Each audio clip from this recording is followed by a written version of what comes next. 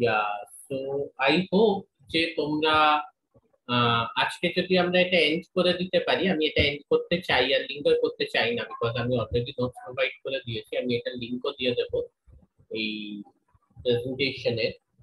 So it will be over by today. Then we can start with the dev bio portion. I don't know again when, because next week I'm going to Delhi in Monday. But yeah, I'll do it. যেভাবে হোক I'll do it. Okay. So you see, uh, this phosphoglycerate.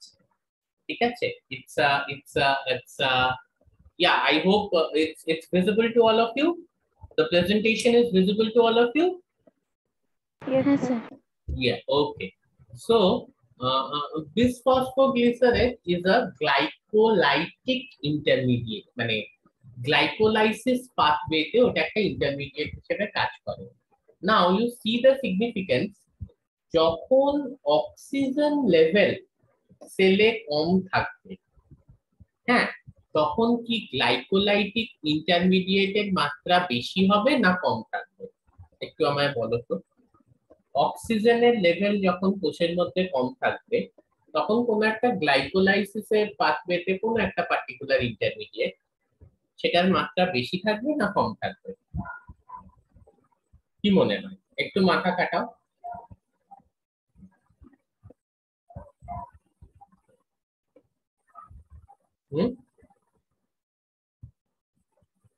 Any idea? কে আছো? অদিতি আছো? অদিতি নেই। সুনিতা আছো? হ্যাঁ sir আছি। সুনিতা? ঢুকলাম না স্যার, অদিতি বলছি। হ্যাঁ বলো, উত্তরটা বলো। না স্যার, আমি এখনই জয়েন হলাম। আমি ও আচ্ছা, উৎসাহ উত্তরটা বলো। স্যার বলছি যে গ্লাইকোলাইসিসে তো অক্সিজেনের কোনো ভূমিকা থাকে না, তাহলে কি ওখানে ইন্টারমিডিয়েটের কোনো ডিফারেন্স দেখা যাবে? অবশ্যই দেখা যাবে। তুমি একটা জিনিস এইভাবে ভাবো যে গ্লাইকোলাইসিসে অক্সিজেনের ভূমিকা না থাকলেও পাইরুভেটটা আলটিমেটলি অ্যাসিটাইল কোয়েতে প্রসেস হবে কিনা, that depends upon the level of oxygen. তাহলে যদি অক্সিজেন সেলে না থাকে, সেক্ষেত্রে কি হবে? পাইরুভেট জমতে থাকবে এবং সাবসিকুয়েন্টলি যে অন্য যে ইন্টারমিডিয়েট গুলো সেগুলো জমতে থাকবে, তাই তো? আর হ্যাঁ যদি স্যার। অক্সিজেন থাকে তাহলে কি হবে? পাইরুভেট ইউজড আপ হয়ে যাবে এবং তার আগের যে ইন্টারমিডিয়েট গুলো আছে সেগুলো ইউজড আপ হয়ে যাবে। ঠিক আছে? তোমার খিদে আছে প্রচুর, তাতে বাড়িতে যা যা আছে, হ্যাঁ তোমার প্রচুর খিদে পাচ্ছে, তুমি তো শুনেছি, তুমি বললে তুমি রান্নাও করতে পারো, তো তুমি ভাত রান্না করে খাচ্ছ, অবভিয়াসলি তার জন্য চালটা কমছে। তুমি চিকেন রান্না করে খাচ্ছ, তাহলে বাড়িতে তেলটাও কমছে, নুনটাও কমছে, হ্যাঁ, চিকেনটাও কমছে, সবকিছু কমছে, তাই তো? আর যদি তুমি না খিদে থাকে তাহলে ওগুলো জমতে থাকবে। এটাও হচ্ছে তাই। If pyruvate is getting consumed, and when pyruvate will get consumed, when you have a lot of oxygen, বুঝেছো? what about anaerobic respiration? সন্ধান প্রক্রিয়া কি হয় না? অবশ্যই হয়, কিন্তু সেটা অ্যারোবিক রেসপিরেশনের মতো অতটা কনজিউম করতে পারে না। and that's kind of a reversible reaction, মানে পাইরুভেট ল্যাকটেটে কনভার্ট হলে উল্টোটাও হয়, ল্যাকটেটটাও পাইরুভেটে কনভার্ট হয় বাই দ্য সেম উৎসেচক, সেম এনজাইম দ্বারা। Okay, so what do we see, যে যখন অক্সিজেন লেভেল আমাদের সেলে কম, তখন কি হবে? বিসফসফোগ্লিসারেট কিন্তু সেলের মধ্যে জমছে। তাহলে যখন অক্সিজেন লেভেল কম, তখন কি উদ্দেশ্য থাকা উচিত? উদ্দেশ্যটা থাকা উচিত যে হিমোগ্লোবিন অক্সিজেনকে যেন ছেড়ে দেয়, মানে অক্সি হিমোগ্লোবিনটা যেন ডিসোসিয়েট করে দেয়। তাহলে বিসফসফোগ্লিসারেটের প্রেজেন্সে কিন্তু সেই সেম জিনিসটা হয়। ঠিক আছে? এই দেখো, খুব ইম্পর্টেন্ট লাইনটা, এখানে কার্সারটাকে ফলো করো। ইন হাইপক্সিক কন্ডিশনস, মানে যেখানে অক্সিজেন কম, সেখানে কি হচ্ছে? The quantity of bisphosphoglycerate in the blood increases considerably. এই অবস্থায় কি হবে? বিসফসফোগ্লিসারেট যখন বেড়ে যাবে, তখন কিন্তু আমাদের oxygen dissociation, oxygen haemoglobin dissociation কার্ভটা ডান দিকে শিফট করবে। সেলে যখন বিসফসফোগ্লিসারেট বেড়ে যাবে তখন কিন্তু আমাদের অক্সিজেন হিমোগ্লোবিন ডিসোসিয়েশন কার্ভটা ডান দিকে শিফট করবে। ডান দিকে শিফট করা মানে কি, haemoglobin is basically releasing oxygen to the cell. তো বিসফসফোগ্লিসারেটের মাত্রা যদি বাড়ে, হ্যাঁ, তখন কি হবে, তখন অক্সিজেন রিলিজ হবে ফ্রম হিমোগ্লোবিন। আর বিসফসফেট গ্লিসারেটের মাত্রাটা কখন বাড়ছে, যখন কিনা যে আমাদের হাইপক্সিক কন্ডিশন থাকছে সেলের মধ্যে, মানে সেলের মধ্যে অক্সিজেনের মাত্রা কম থাকছে। ঠিক আছে,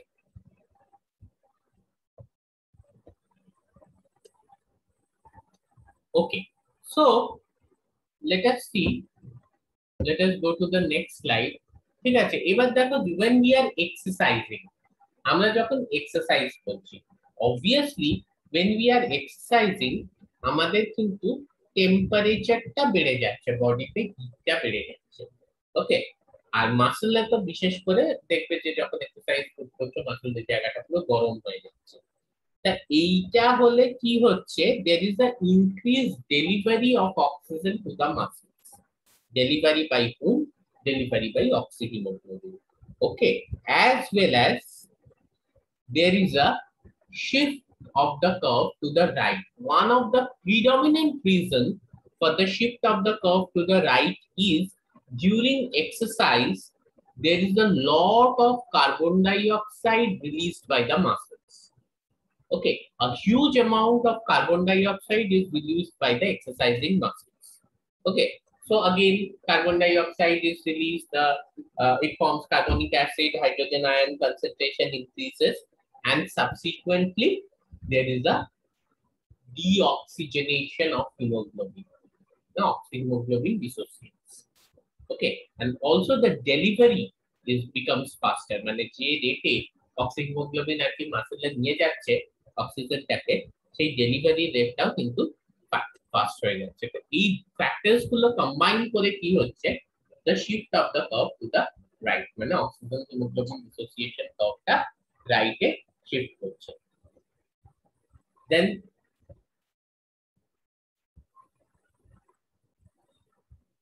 okay, so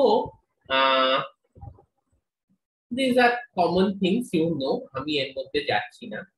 ঠিক আছে, এই পুরো ব্যাপারটা হচ্ছে the effect of hemoglobin to buffer the tissue of oxygen। এখানে আমি যাব না, শুধু এইটুকুই বলবো, এই যে metabolic use of oxygen basically কতটা এডিপি এটিপি তে কনভার্ট হচ্ছে, কতটা এডিপি এটিপি তে কনভার্ট হচ্ছে, মানে এডিপি এটিপি যে রেশিওটা, সেটার উপর কিন্তু নির্ভর করছে যে তোমার কতটা রেটে there is a dissociation of oxygen from hemoglobin, or the rate at which oxygen is carried to the tissue by hemoglobin. The rate at which oxygen is carried to the tissue by hemoglobin, or the rate at which oxyhemoglobin is getting dissociated, predominantly is governed by the ADP ATP ratio.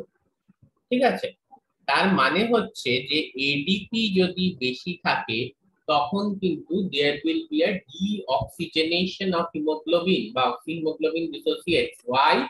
Because it releases the oxygen which helps in the metabolic reactions leading to the conversion of ADP to ATP. ঠিক আছে, দেখো, this is the best line here. Under normal conditions, the rate of oxygen usage by the cells is controlled ultimately by the rate at which ADP is formed from ATP. Effect of blood flow on metabolic use of oxygen doesn't really matter. Obviously it is আমরা এটা বুঝতে পারছি যে ultimately অক্সিজেনটাকে নিয়ে যাচ্ছে blood, whether it is in dissolved state or just a minute,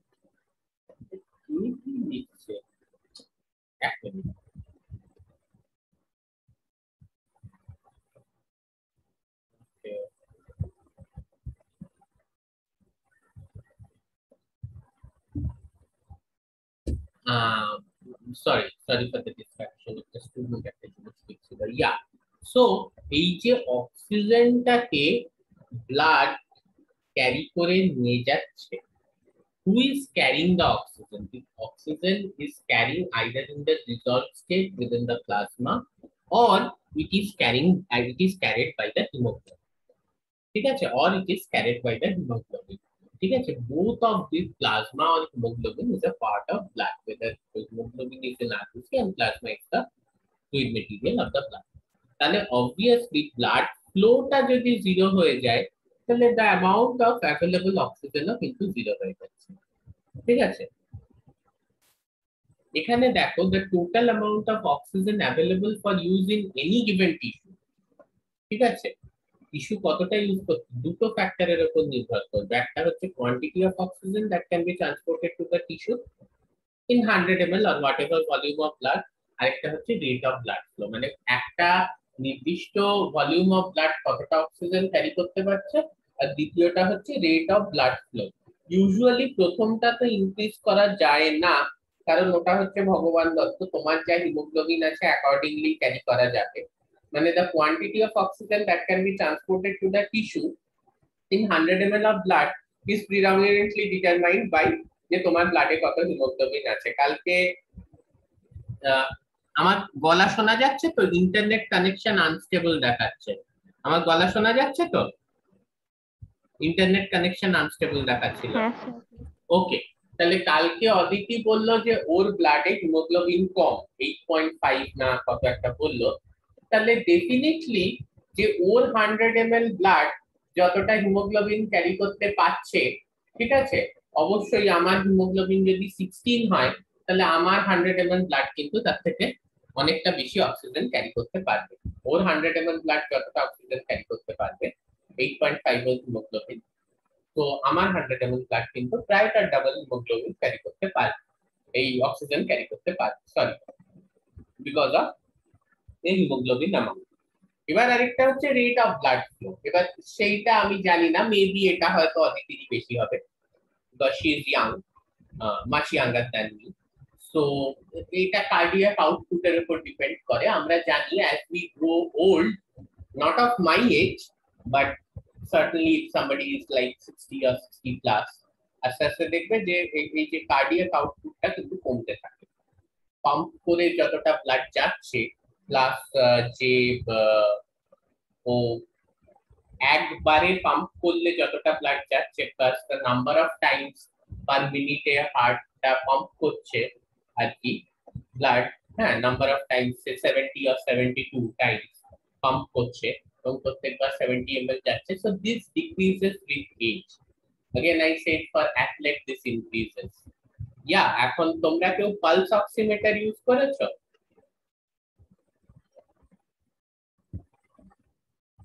কেউ pulse oximeter use করনি? তোমাদের মধ্যে কতজনের করোনা হয়েছে? হ্যাঁ বলো বলো। হ্যাঁ স্যার ইউজ করেছি। ইউজ করেছো? তোমার করোনা হয়েছিল? হ্যাঁ স্যার। আচ্ছা, তাহলে দেখো তোমার যখন করোনা হয়েছিল তখন কি অদিতি বলছো তো?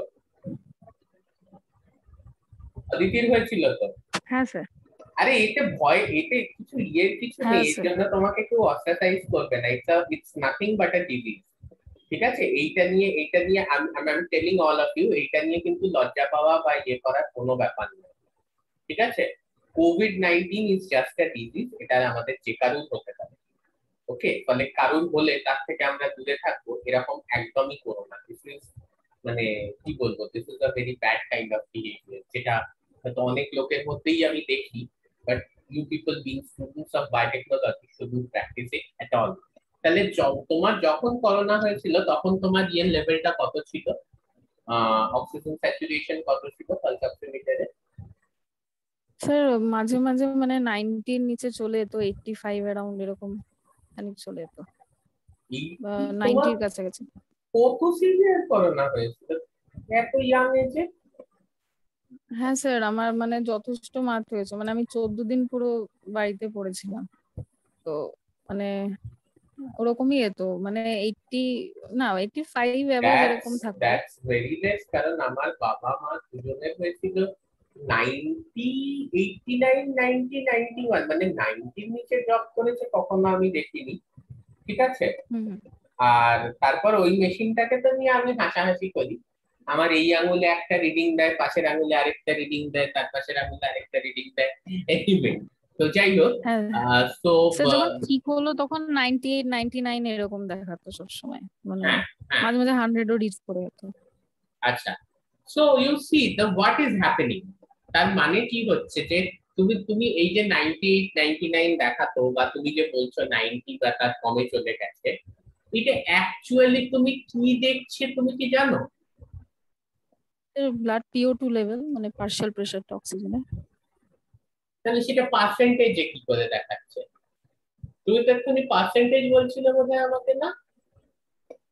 হ্যাঁ স্যার। কি বলছিলে, তাই তো? তাহলে আমাকে হ্যাঁ বলবে, সেটা কিন্তু আমাকে বলছি। নেক্সট ক্লাসে কিন্তু বলবে, মানে তুমি PO2 level, how can a PO2 level be in percentage? মানে what are you calculating? Is it like that for 100% it should be this much, 98% মানে এতটা? কি দেখেছো পালস অক্সিমিটারে তুমি 14-15 দিন ধরে, এটা কিন্তু তুমি জানাবে, গ্রুপে লিখবে, মানে গ্রুপে লিখবে যে এক্স্যাক্টলি তুমি কি অবজার্ভ করেছো, মানে তুমি কি অবজার্ভ করেছো, না পালস অক্সিমিটারে কি অবজার্ভ করা হয়। ঠিক আছে, whether it's the PO2 level or it's the percentage saturation or the percentage saturation with respect to the PO2 level, মানে partial pressure of oxygen, whatever. ঠিক আছে, তাহলে এই জিনিসটা কিন্তু আমাদের বুঝতে হবে, একটা খুব ইম্পর্টেন্ট জিনিস, সেটা হচ্ছে যে দুটো ফ্যাক্টর খুব ইম্পর্টেন্ট যেটা আমরা দেখছি। একটা হচ্ছে যে কতটা অক্সিজেন আছে আমাদের হিমোগ্লোবিনে বাইন্ড করতে পারছে, তার মানে কতটা আমার হিমোগ্লোবিন আছে, যেটা ডেফিনেটলি আমার অনেক বেশি অদিতির থেকে। But then you see, since she is young, maybe হয়তো ওর কার্ডিয়াক আউটপুট আমার থেকে বেশি হবে। ঠিক আছে, ওর কার্ডিয়াক আউটপুট হয়তো আমার থেকে বেশি হবে, মানে রেট অফ ব্লাড ফ্লোটা কিন্তু ওর বেটার। হ্যাঁ, আমার হার্ট যদি সে কথার কথা বলছি 5 ml ব্লাড পাম্প করতে পারে, ও হয়তো 5.2 ml ব্লাড পাম্প করতে পারবে। ওকে, সো এইখানে যদি একটা জিনিস বুঝতে হবে, যে রেট অফ ব্লাড ফ্লো যদি 0 হয়ে যায়, মানে হার্টটাকে যদি কোনোভাবে বন্ধ করে দেওয়া হয়, বা কোন রকমের হেমারেজ যদি হয়ে যায়, মানে there is a blockage towards the blood flow, কোন রকমের ব্লকেজ যদি হয়ে যায় towards the blood flow, তাহলে কিন্তু টিস্যু আস্তে আস্তে মরে যেতে শুরু করে। আমরা জানি যে আমাদের ব্রেনে যদি কিছুক্ষণ ব্লাড না পৌঁছয়, তাহলে ব্রেন কিন্তু ওয়ান অফ দ্য, মানে কি বলবো, maximum consumption of oxygen takes place in the brain. Yeah, one of the leading uh, মানে one of the leading teacher বলতে পারি of oxygen, or one. Okay, so maximum consumption of oxygen takes place in the brain. তাহলে এই ব্রেনে যখন আমার oxygen পৌঁছচ্ছে না, within a few minutes it dies. যে কোনো টিস্যুতে যদি না পৌঁছয়, এটা কিন্তু খুব কম টাইমে হয়ে যাবে। So blood flow যদি 0 হয়ে যায়, either when your heart stops pumping blood or you are dead or hemorrhage develops, তাহলে কিন্তু available oxygen 0, এবং সঙ্গে সঙ্গে কিন্তু টিস্যু ডেথ হবে। ওকে, so this is something you people must have heard, যে brain death কিন্তু অর্গান ট্রান্সপ্লান্ট করা যায়। এটা এই ব্যাপারটা শুনেছো কি তোমরা, যে ব্রেন ডেথ হয়ে গেছে বাট অর্গান ট্রান্সপ্লান্ট করা হচ্ছে? Did you people know about this concept? এটা কি জিনিস, কারোর আইডিয়া আছে? কোমাটা কি ব্রেন ডেথ মানে? মানে ব্যাপারটা হচ্ছে এইরকম, যে ধরো ব্রেন যদি once your brain is dead, সেক্ষেত্রে তোমার কিন্তু বাঁচার আর কোনো সম্ভাবনা নেই, you can not be alive. সেই রকম যদি কোনো কন্ডিশন আসে যে ব্রেন ডেড, কিন্তু বাকি অর্গানস মোটামুটি এখনো ফাংশন করতে পারছে, সে অবস্থায় ট্রান্সপ্লান্টেশনের জন্য নিয়ে নেয়। যে brain dead but heart is still functioning, okay হার্টটা নিয়ে নাও, হার্ট ট্রান্সপ্লান্টের জন্য। ওকে, So these are the conditions. এরকম অনেক দেখা গেছে যে একজন মৃতপ্রায় রোগী মারাই যেত without that organ, but transplant could be done because somebody is brain dead এবং তার parents বা তার যারা বাড়ির লোক তারা রাজি হয়েছে for this organ transplant. So brain tissue is first affected if you stop the oxygen flow, and that happens when that doesn't happen within a cinema hall. Come on, অতটাও কমবে না। তোমাকে যদি আমি 2 দিন বদ্ধ করে রেখে দিই তাও কমবে না। Maybe you will have a headache due to lower level of oxygen, but যেটা হতে পারে যে যদি তোমার ব্রেনে হেমারেজ বা কোনো কারণে ব্লাড ফ্লো না হয় দেন ইটস আ ডিফারেন্ট। ঠিক আছে, তো আমরা জানি যে the amount কত 3% of the oxygen is transported in the dissolved state during exercise. When hemoglobin release oxygen to the tissues increases, তখন কি হচ্ছে the oxygen transported in the dissolved state কিন্তু আরো কমে যায়। আমরা জানি যে যখন আমরা এক্সারসাইজ করছি প্রায় 3 গুণ বেড়ে যায়। এই যে হিমোগ্লোবিন যে অক্সিজেনকে রিলিজ করে দিচ্ছে টু দ্য টিস্যুজ, এই ব্যাপারটা প্রায় 3 গুণ বেড়ে যায়। সেই সময় দেখা যাচ্ছে যে ডিজলভ স্টেটে মানে প্লাজমায় যে অক্সিজেনটা ট্রান্সপোর্ট করা হচ্ছে to plasma that reduces to half, মানে 3% এর থেকে প্রায় 1.5% এ নেমে যায়। Now oxygen poisoning, this is also a very important concept. দেখো তুমি কিন্তু একটা জিনিস আমি তোমাদের বলছি যে আমরা এয়ার ব্রিদিং করি এবং এয়ার ব্রিথ আউট করি। ধরো আমরা যখন নিঃশ্বাস নিচ্ছি আমরা কিন্তু হাওয়া নিঃশ্বাস নিচ্ছি, তার মধ্যে অবভিয়াসলি অক্সিজেনের পার্শিয়াল প্রেসার খুব বেশি, কার্বন ডাই অক্সাইডের কম। আমরা যখন নিঃশ্বাস ছাড়ছি তখন আমরা হাওয়াই ছাড়ছি এবং তার মধ্যে অক্সিজেনের partial pressure is still more than carbon dioxide, but comparatively the oxygen's level decreases and the carbon dioxide level increases comparatively. Okay, so আমরা তাহলে বলবো যে স্যার এটাই যদি ব্যাপার হয় যে আমাদের মাসল বেটার ফাংশন করতে পারবে when we have more oxygen, আপনি বলছেন মাসলের থেকেও ব্রেন আরো বেশি ফাংশন অক্সিজেন কনজিউম করে, that's why when we cry or we laugh or we exhaust ourselves mentally, তোমরা তো জানোই মেন্টাল এক্সহশন কি। Do you know what is the best source of mental exhaustion? কেউ বলতে পারবে?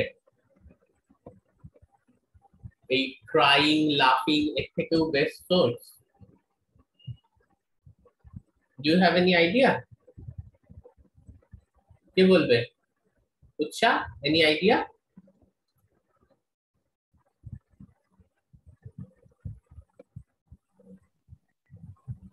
বলো। The two most powerful tools that you have, one is Facebook and another is WhatsApp. ঠিক আছে, এর থেকে ভালো মেন্টাল এক্সহশনের সোর্স কোথাও নেই। আমি বলছি না, এটা একটা হার্ভার্ড ইউনিভার্সিটি স্টাডি বলছে। ঠিক আছে, so you spend a lot of time in their মাথায় সব ফেক জিনিস ঢুকছে, হ্যাঁ, ইত্যাদি whatever। তো এই যে ব্যাপারগুলো when you get yourself mentally exhausted, হ্যাঁ, তার মানে হচ্ছে যে স্যার তাহলে সবকিছু সলিউশনই হচ্ছে আমি যদি পিওর অক্সিজেন নিই। লোকে বলে সকালবেলায় মর্নিং ওয়াক করো কারণ হাওয়াটা পিওর, বা গ্রামের দিকে ঘুরে এসো স্বাস্থ্যবান নিয়ে এসো কারণ হাওয়াটা পিওর। কেউ বলে না যে বাড়িতে বসে তোমাকে আমরা পিওর অক্সিজেন দেবো আর তুমি পিওর অক্সিজেন নাও, কারণ পিওর অক্সিজেন যদি খুব হাই alveolar partial pressure হয়ে যায় অক্সিজেনের, that can lead to a condition of excess oxygen in the tissues, and that might lead to oxygen poisoning, which could be fatal. But then there is a more fatal thing, that is carbon monoxide poisoning. আমি তোমাদেরকে একটা জিনিস বলেইছি এই ব্যাপারটা, ওই এক্সাম্পলটা দিয়ে যে বন্ধ রান্না করে একটা বাচ্চা ঘুমোতো, মানে কোনোভাবে একটা কিছু জ্বলছিল উনুন বা কিছু, যার জন্য কি হয়েছে যে যেহেতু বন্ধ রান্নাঘরটা ছিল তো অক্সিজেন লেভেল একটু কম ছিল, যার জন্য there is incomplete combustion of carbon, so it produced carbon monoxide and that led to carbon monoxide poisoning। মানে এই পয়জনিংটা এমন ভাবে হয় যে ব্রেনে অক্সিজেন সাপ্লাই কমতে থাকে তো আস্তে আস্তে, যার জন্য আর কি তোমার ব্রেনটা ফাংশন করতে দেওয়া বন্ধ করে দেয়, মানে you are nauseating, you are getting unconscious, কিন্তু তুমি কিছু করতে পারবে না, মানে তুমি ওইটা পারবে না যে আমি উঠে দরজাটা খুলে বেরিয়ে চলে যাই in extreme conditions of course, ঠিক আছে। So why this is so dangerous, কারণ it binds this carbon monoxide, basically displaces oxygen from oxyhemoglobin and from carboxyhemoglobin। Carbon monoxide কি করে, অক্সিজেনকে ডিসপ্লেস করে দেয় অক্সিহিমোগ্লোবিনের থেকে, আর কি তৈরি করে, কি হচ্ছে কার্বক্সিহিমোগ্লোবিন। ওকে, লেটস সি হাউ, কিভাবে জিনিসটা হয়। সো এটা হচ্ছে গিয়ে দেখো, this carbon monoxide, it is having 250 times higher affinity. Yeah, it binds with 250 times higher affinity with this hemoglobin, okay, compared to oxygen। এবার আমি একটা কার্ভ দেখাবো, এই যে কার্ভটা, this looks like what is this curve, এটা হচ্ছে গিয়ে carbon monoxide hemoglobin dissociation curve. আমাকে বলতে পারবে অক্সিজেন হিমোগ্লোবিন ডিসোসিয়েশন কার্ভ আর এই carbon monoxide hemoglobin dissociation curve এর মধ্যে কি সিমিলারিটি, কি ডিফারেন্সেস আছে? Any one of you?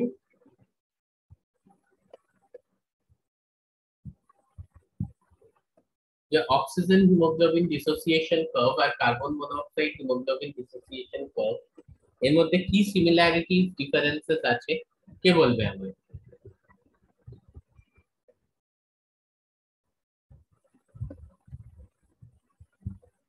Sir carbon মনোক্সাইডের গ্যাস প্রেশার ইনক্রিজের সাথে সাথে যেমন হিমোগ্লোবিন স্যাচুরেশনটা ইনক্রিজ করছে, ওই আগের যে কার্ভটা আমরা দেখেছি ডিসোসিয়েশন কার্ভটা, ওইটা তো ওয়াই অ্যাক্সিসে হিমোগ্লোবিন স্যাচুরেশনই ছিল আর নিচে পার্শিয়াল প্রেশার ছিল, তো সেটাতে ওরকম ভাবেই ইনক্রিজ করছিল, দি লাস্টে একটা পয়েন্টে এসে স্যাচুরেটেড হয়ে যাচ্ছিল, obviously স্যাচুরেটেড হয়েছে। তার মানে হচ্ছে the patterns of both the curves are same, the patterns of both the curves are same, fine, then what is the difference? এটা তো তুমি সিমিলারিটি বলবে, তাহলে ডিসিমিলারিটিটা দুটো কার্ভের মধ্যে। স্যার ওইটাই অক্সিজেন আর হিমোগ্লোবিনের মানে বাইন্ডিং ক্যাপাসিটির ব্যাপারে তো ছিল, অফ কোর্স, আর সে তো অফ কোর্স, মানে হোয়াট ইজ দ্য ডিফারেন্স, হ্যাঁ সে তো অফ কোর্স, এটা carbon monoxide hemoglobin dissociation curve, ওটা অক্সিজেন হিমোগ্লোবিন ডিসোসিয়েশন কার্ভ। তো বাট হোয়াট, হ্যাঁ বলো, কে বলবে? Just try, you people. দেখো, it's not about mugging up what is Bohr effect, what is Haldane effect, এইগুলো তো নয়, এইগুলো তোমরা তো ভবিষ্যতে একটা সাবজেক্ট পড়ছো, কারণ ভবিষ্যতে তোমাদের রিসার্চ করবে, you should have an analytical mind. তো জাস্ট এটা একটু ভাবো যে কি ডিফারেন্সটা আছে দুটো কার্ভের মধ্যে, একটু ভ্যালুস গুলো দেখো, একটু ফোকাস করো।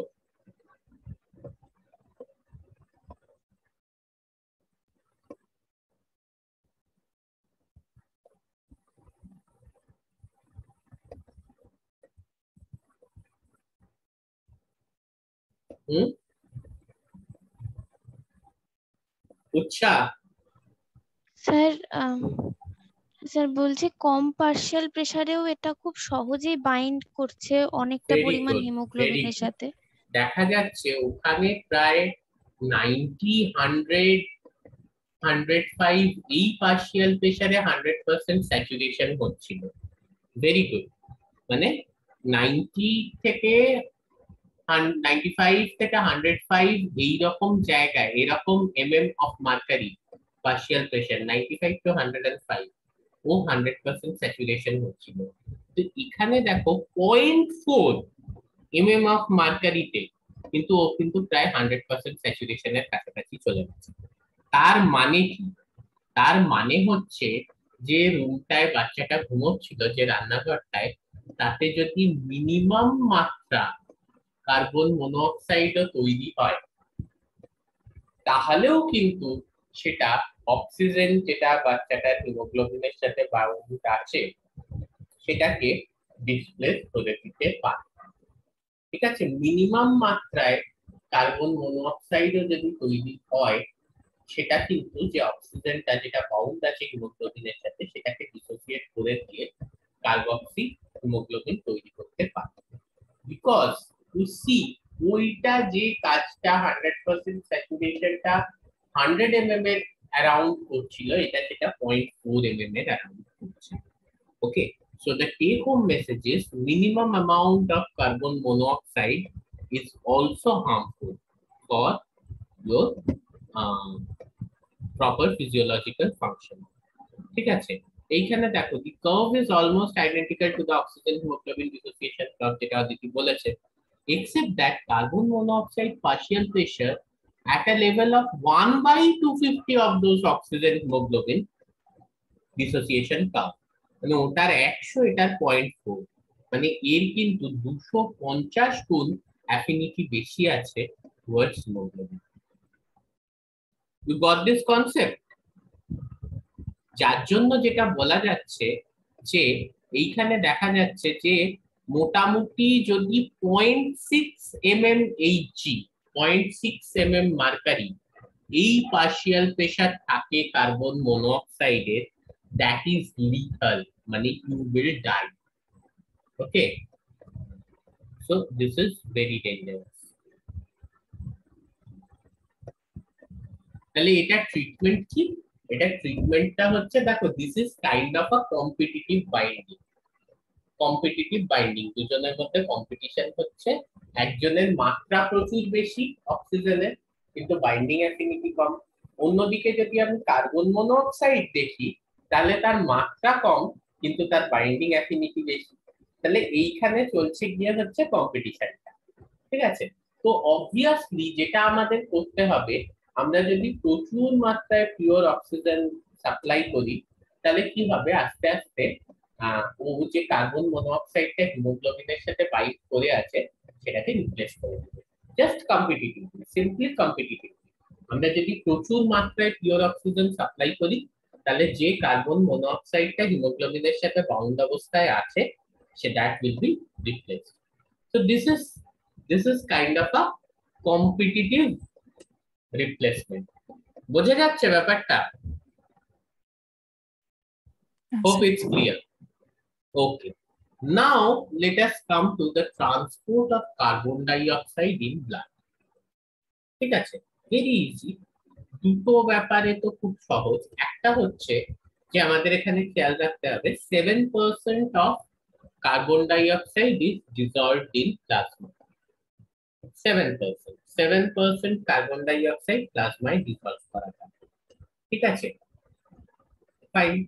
তার মানে আমাদের এইরকম যদি আমাদের জিজ্ঞেস করা হয়, আমাদের কিন্তু মাথায় রাখতে হবে যে কার্বন ডাই অক্সাইডের সলিউবিলিটি কিন্তু বেশি প্লাজমায় compare to the solubility of oxygen. Also 23% is bound to hemoglobin. আমরা জানি যে কার্বামিনো হিমোগ্লোবিন তৈরি করে কার্বন ডাই অক্সাইড হিমোগ্লোবিনের সাথে বাইন্ড করে। তার 70% carbon dioxide is basically transported as bicarbonate ion. এখানে আমরা আজকে তো আর হয়তো হবে না, নেক্সট ক্লাসে দুটো খুব ইম্পর্টেন্ট কনসেপ্ট পড়বো। একটা হচ্ছে কি হ্যালডেন এফেক্ট, একটা হচ্ছে কি ক্লোরাইড শিফট। তাহলে এই যে বাইকার্বনেট আয়নের যে থ্রু দিয়ে যে ট্রান্সপোর্টটা হচ্ছে কার্বন ডাই অক্সাইডের, that could be actually explained by chloride shift. We'll see that. So obviously 7% in dissolved state.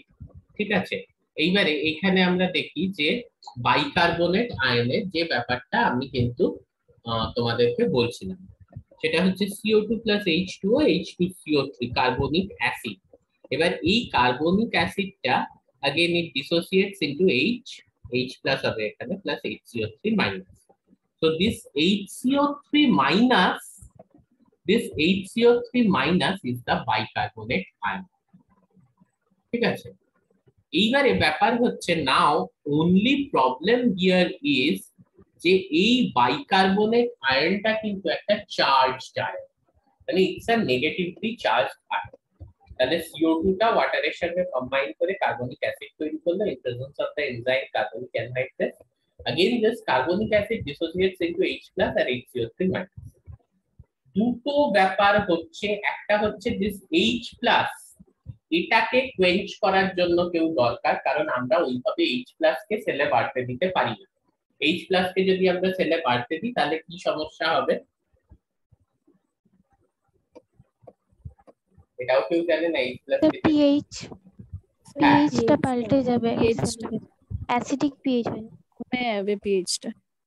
Exactly, obviously pH টা কমতে থাকবে বা অ্যাসিডিক হয়ে যাবে।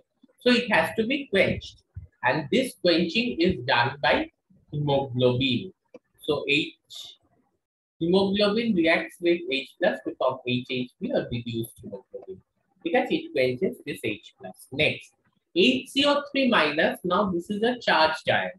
ফলে এই যে আমি বলছি যে এই চার্জড আয়নটা আরবিসির মধ্যে ঢুকলো এবং আরবিসি থেকে বেরিয়ে গেল, এটা হবে না, because when it enters again there is a মানে আরবিসির মধ্যে থেকে যখন ও বেরিয়ে যাচ্ছে, some similar charged ion has to go inside the RBC. Now when HCO3 minus escapes from the RBC, some similar charged ion, not similarly, but some similar charged ion, that some negatively charged ion must enter into the RBC to maintain the electrical charge, and vice versa. ও যখন ঢুকবে তখন কোনো একটা আয়নকে বেরিয়ে যেতে হবে. So this is done by chloride ion, and this is known as chloride shear.